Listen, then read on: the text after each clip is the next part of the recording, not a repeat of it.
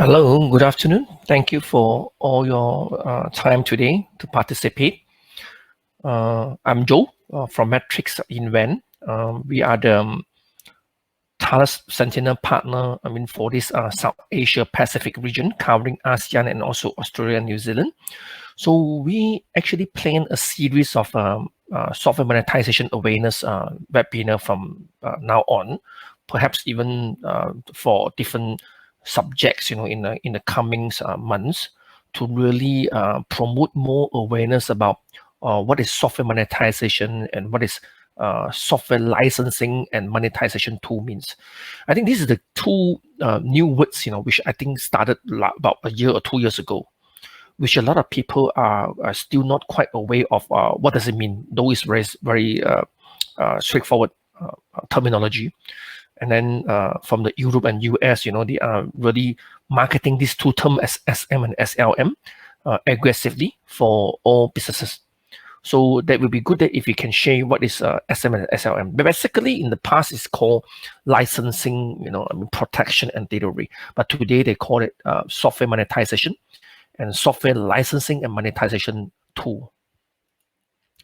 So what is software monetization actually? A very simple question, but somehow until today, I think it's not easy to find a valid answer except the three main players in the market. Thales, Riverrunner, and Vibu is looking to define it. Perhaps I think the most easy to understand is that everything is going to be software or related. So if you're looking, doing your IP, whether you are in healthcare industry, manufacturing industry, defense industry, or maybe you are even in a utility industry. So everything eventually is going to be software control or somehow related. And if it is software, so you got all the programmings, algorithms, codes inside. It is actually some kind of intellectual properties. So it's the IP belong to you that is very valuable. And how do you actually really use, the method or strategy to really maximize your IP, your value of your software, basically? And then how do you actually create revenue stream? And how do you really profit from it? So that's the key subject of software monetization. So it is a strategy. You can say it's a process, but it's a strategy that all company may definitely need to look into it in the future, because by sometime another few years time, all software will be into this model, the pricing model, that everyone is going to increase the revenue. From having the best strategy, who have the best strategy to really monetizing their software. It is a continual process. It's not going to be one day. It's not going to be today, tomorrow, or 1 week time, or 1 month time, or you do it one year. It's going to be continuous. And why we say so is like, if, let's say, for example, if you compare to those telco company, what are a great example? So time to time, they may offer you a different package in terms of the data pool that the cost of data pool in the promotion. It can be also different package, like, you have a student package, you have a businessman package, you have a roaming package, and perhaps you get a extensive, like a data hungry package as well. So there's a lot of things that you will keep changing and to adapt to the market segment. So that's why it's not going to be one day. It's going to be continuous, because it's going to be helping you to really give you more, I would say, the agility to target into different market segment.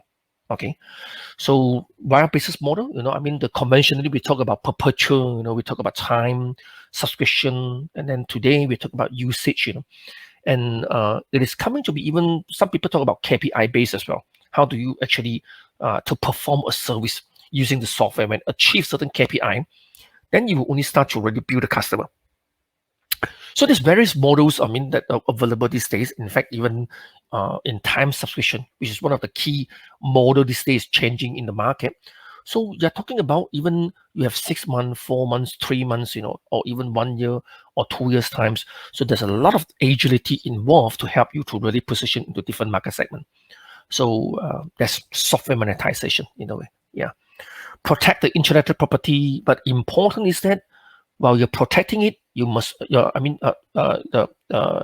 I'm going to say, if you're going to maximize the revenue and profit from it, you got to also protect your intellectual property.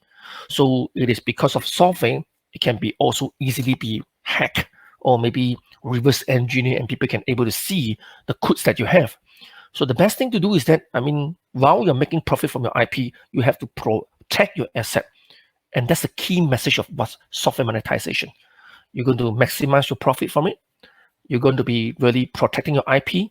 That's all about software monetization. So what was the driving factors is actually, people will talk about, why people keep talking about software monetization. You have data monetization, you have so many monetization today because everything is commercial. Yeah. One of the key factors is that, that software spending is skyrocketing. If you look at the Liu 2020 comment, is that for enterprise software alone, estimated to be USD 483 billion. That's a big amount of money that's going around in the whole world. But you're talking about even different market segments, that you have a design into a sound system, design into a 3D architecture of a particular smart city, designing about a healthcare machine, or even you're talking about a CAD, CAM, or maybe consulting or artificial intelligence. These are the key things that really fuel the market. The emerging technologies like IoTs, megatronics, you're talking about robotics. We have a number of robotics customers that also started to use Thales Sentinel software to help them to even really, like I would say, package, the features inside the robotics to the customer. So that's actually a growing trend that no matter where are you and what stage are you in. So basically, all these new emerging technology are actually driving the needs of software monetization. Yeah. And one of the key things that lately people are keep talking about is the extensive software piracy and unauthorized usage. Because BSS survey saying that still got more than 30% in worldwide. A lot of software are pirated, or even unauthorized, and that is only in the whole world of average. But if you're looking to the figure to even Asia or maybe even ASEAN, I would say you may find even a much bigger of unauthorized and piracy rate in this region. So being a software vendor, if you're going to sell your software in this region, that would be something that worried how you can really ensure people wouldn't pirate the software and sell to other people. The first thing, or don't pay you, they hack it. Secondly is that maybe they will talk about, you selling a project to a customer. That we have one of the scenario before in a hospitality industry. When they sell the whole project, the customer only bought from them about 100 users, from the vendors. But however, after 1 or 2 years or 3 years time, because they do not lock the software and really ensure that it is limiting only to 100 users to use it. So basically, the customer business keep growing and keep installing.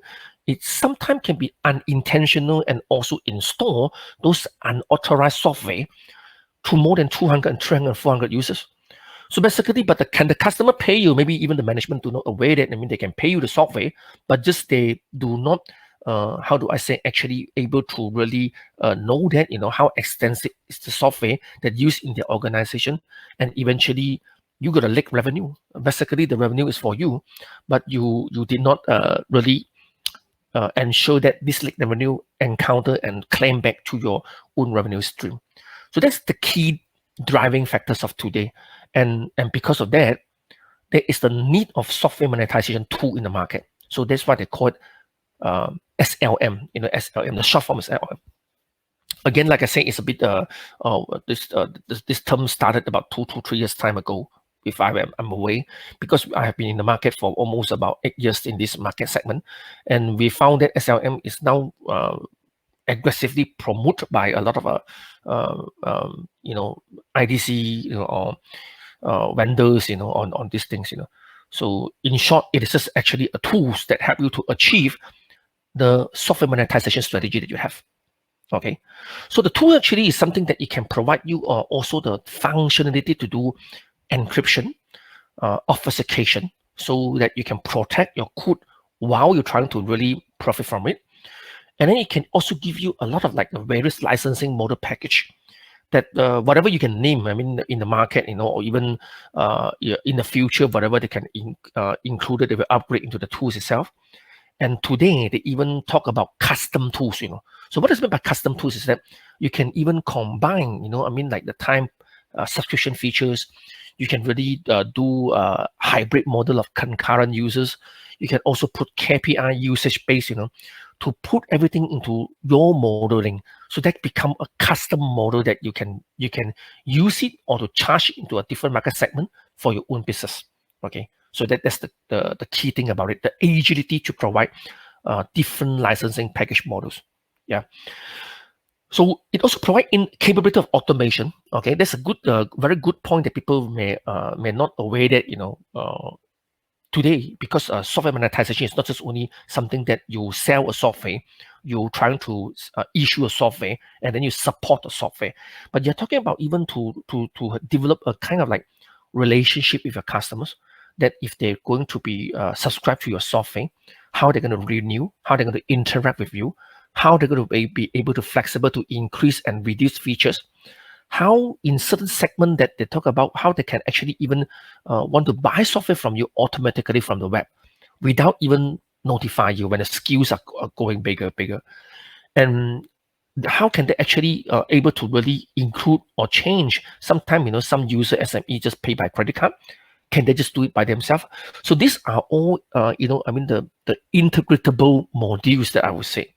Whenever, your software monetization process keep on enhancing in your organization, you will tend to really got a lot of things that you can start to automate. And the most important is that you can really do it faster, cheaper, and in a way that you get a much more control about what is the total licensing that you issue, cancel, reduce, or whatever, so that you got a full picture on that.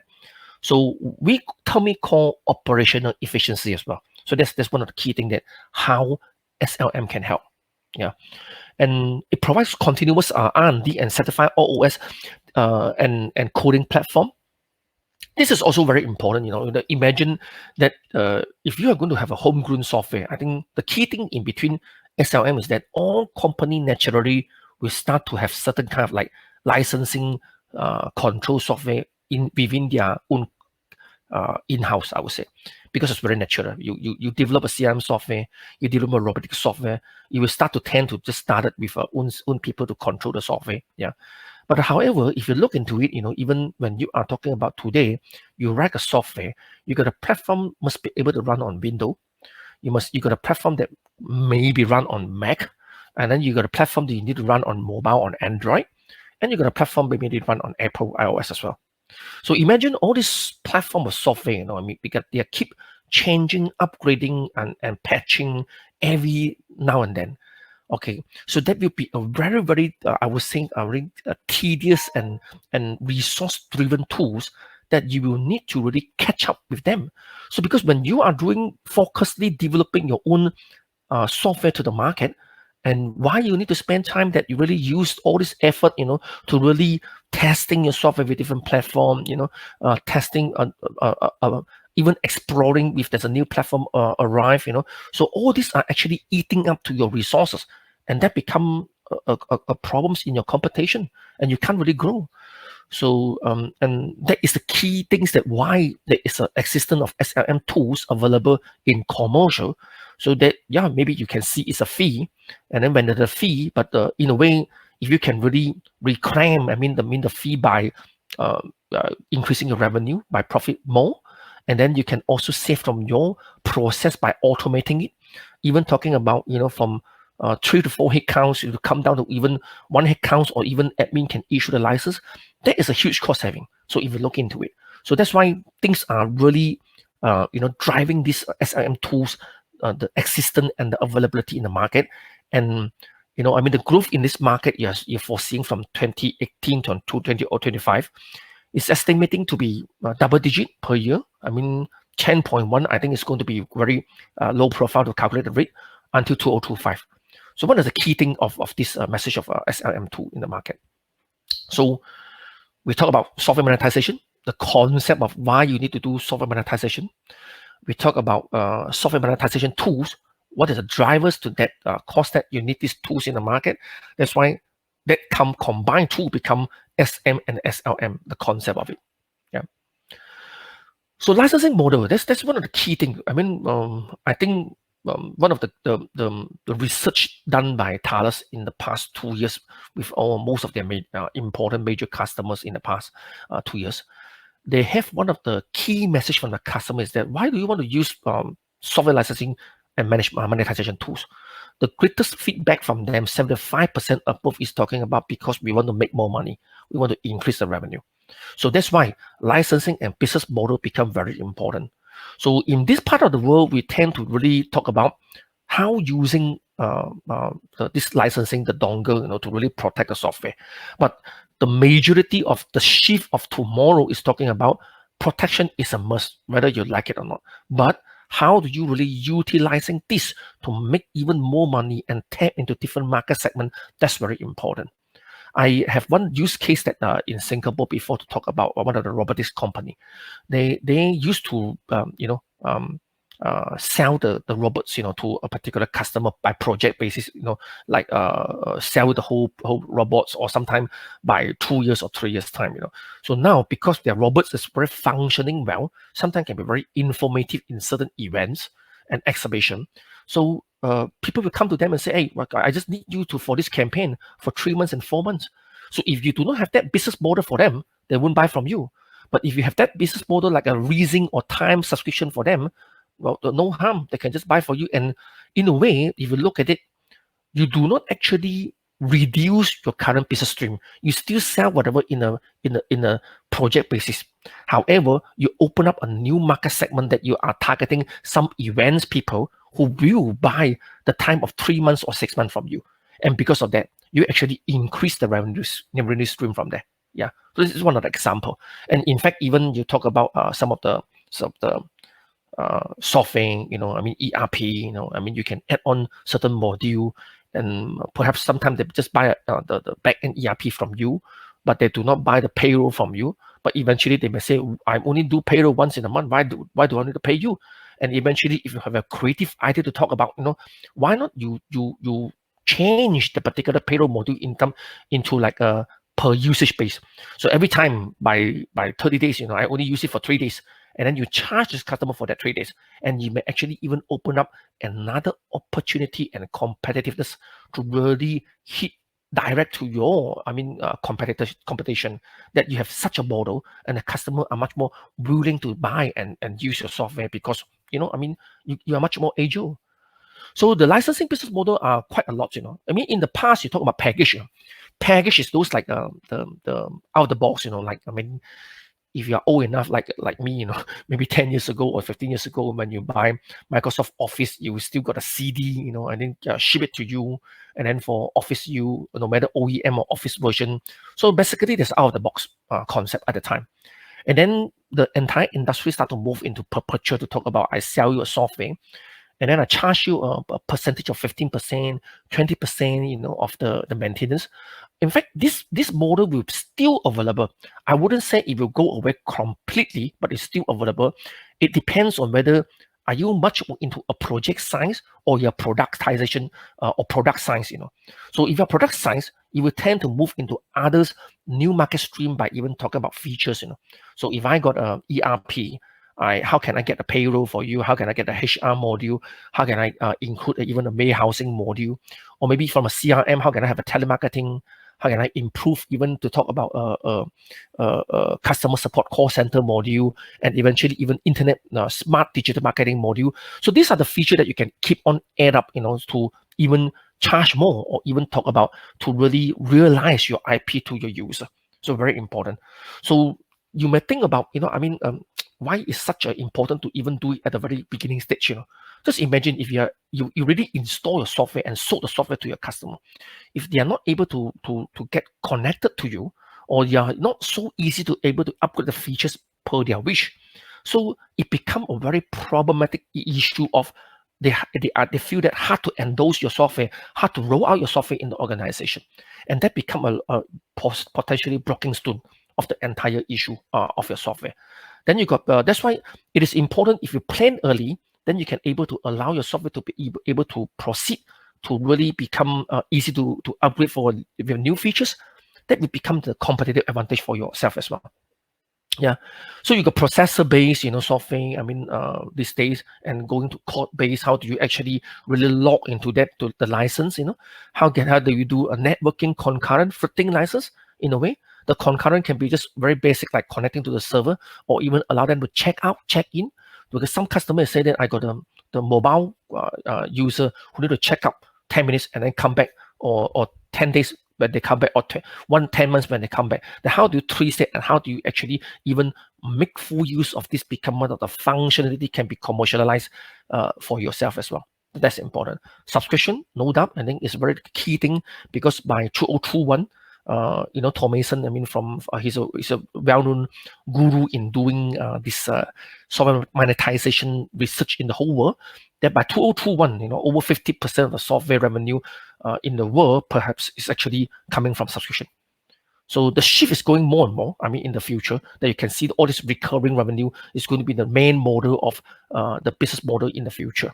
Okay, then you got utility pay-per-use, in a way that how can you actually charge by having a huge lump sum of the pay, like 500 times first, then after 500 times, then you can need to re-top up again, or maybe you talk about even post-pay. After you use it, by every month, I will send you a bill of how many times actually you use the software, and perhaps, like I said before, that even KPI based, if there is a perhaps even more into the consulting space, the people are calculating by KPI.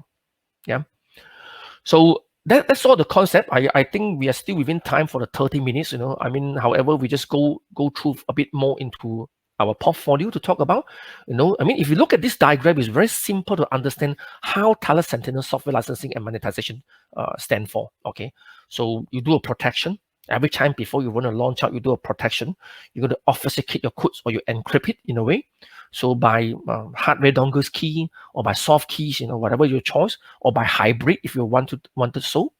And then you can entitle it, define the product catalog. What kind of things that you can really issue the license? What do you have in your business model? Select it, issue the license, and eventually, how do you want to even manage the renewal in the future as well? So that's another one that we call entitlement, the three-man element. Yeah, and the third one will be track and evolve. So track is actually something that is coming in very aggressive in the US and also in Europe, where how do you actually want to know some big data from the software that you sold?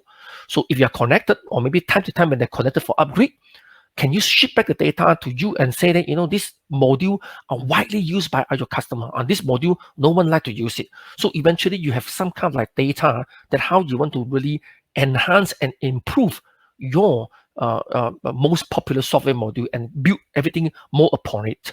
And you may want to also decom, end of life certain module where people do like to use it. So that become kind of like information that you can really come back to you while currently, if you can't and you don't have any information. So that's the key three elements of the entire, I would say, Thales Sentinel software monetization and licensing concept. Yeah. So but for us, because we are the distributor in this space, we call ourselves application security. We also do have another core tool element. One is called Guardsquare Mobile Protection. So Guardsquare actually is one of the things that if the customers say that, Joe, I have a very good software that doing the Thales already, but I do have some mobile, but I want them to able to download and access to the software. However, I give them unlimited. But how do I actually protect it? So the key thing is that how do you actually protect and even obfuscate the mobile, client itself, that sometimes you may not want to trace with licensing. And then we have another good software, Guardsquare, which is, in the market for more than 15 years, with one of the key leader in this space. So you can always let us know as well. And then we have another called ScanDisk, one of the new partner that we have. And this is something that it used to be our customer for Thales Sentinel, and eventually the relationship become better. Then we even help them to sell the idea to the market. So that is talking about whenever in the system development of your IP. So time to time you may got a lot of people, engineers coming from different space. However, the way and the build of materials that used to construct the entire software, maybe a lot of them are 60 to 90% from open source. But how do you actually ensure your license are legal? And the first thing you must first check, whether the the open source components have any license conflict or not. I think that's my first thing. Second thing is that when people are using open source component, does it got any vulnerability or not? Is there any version 2, version 3, version 4, version 5, does it really create a certain problem for you? So that become another key component we found that to really complete the space, for licensing your product. Whenever you try to licensing and monetize it, so first, you want to have a proper architecture and solution. Then second, will be going into, if you want to really go into certain unlicensed but allowed to be to download for mobile usage, which is a key thing today, you can't escape away. And then over the whole period of the software development, do you able to really understand what is the component used to build your product and your IP? Is there any licensing conflict, from open source? And does it got any particular vulnerability that need to be taken care? So these are the key three components that we found that is very important, that can really help you to build up the concept of software monetization, software licensing, and monetization tools. Okay, so I hope that will be straightforward. Okay, 30 minutes on time. So I don't want to really bother too much of time. We make sure that all our webinar will be really finished on time, short and precise, and to keep on becoming one of the good sessions that can share with you. And if you got any question, you can ask me, or maybe even perhaps send through, my email address listed here, joe.paul@matrixinvent.com. So I will help you to really look into it and what we can come back to you.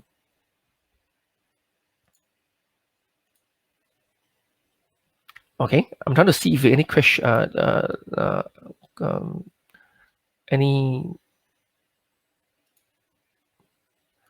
any more question from now.